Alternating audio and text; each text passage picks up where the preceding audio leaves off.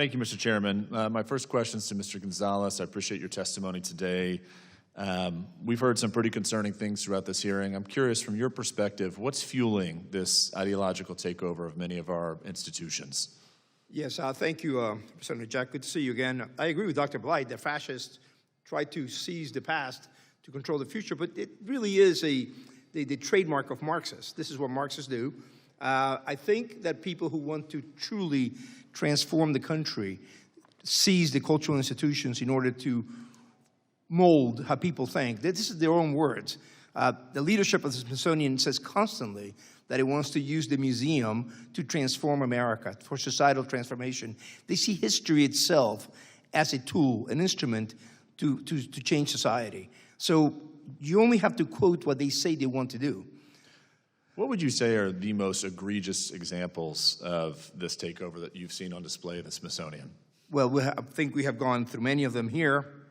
Let me correct the record, because it was said earlier that the mass toolkit was not produced by the Smithsonian. On page 64, it says that it was co-authored by half a dozen current and former Smithsonian employees.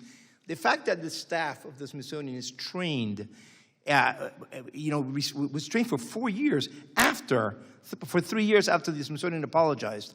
I think that's pretty damning. It was trained for 4 years on how to use history to transform America.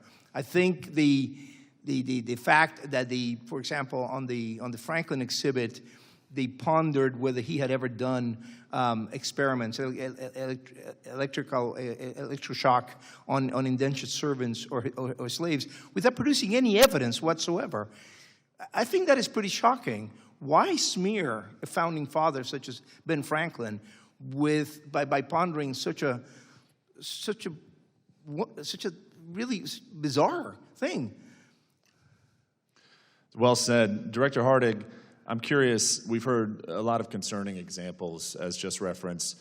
Do you have any regrets in your tenure thus far of some of the exhibits that have been displayed? Do you regret any of the exhibits, and if so, which?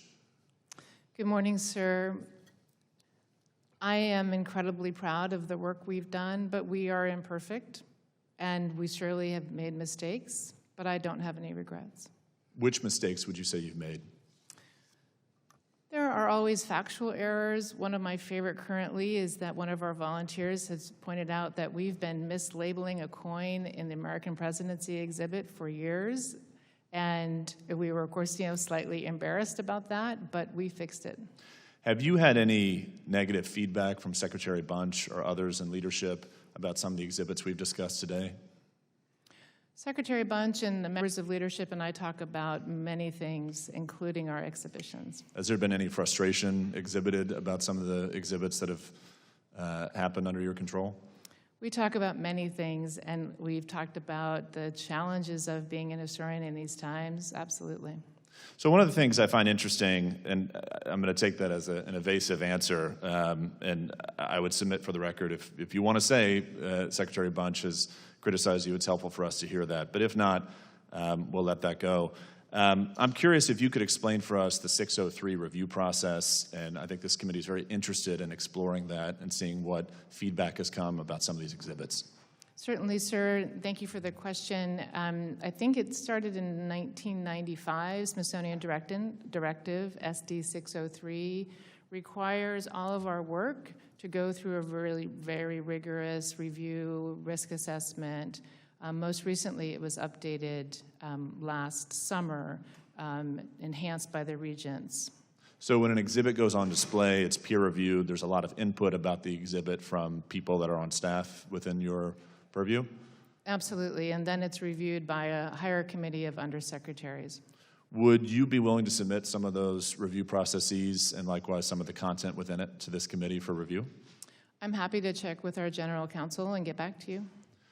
Mr. Gonzalez, in the remaining time that we have, I'm just curious, what do we do going forward? How do we resolve this? How do we fix this? Because it's clearly a problem. It's dividing our country. What's the path forward? I'm saddened to say that you do need to clean out house at the Smithsonian.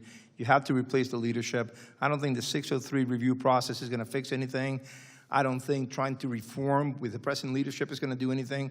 They're committed to the things they want to do. We only have to listen to what they say and look at the evidence of what they have produced. I think you need to work with the Board of Regents to effect this change. Thank you. Mr. Chairman, I yield back.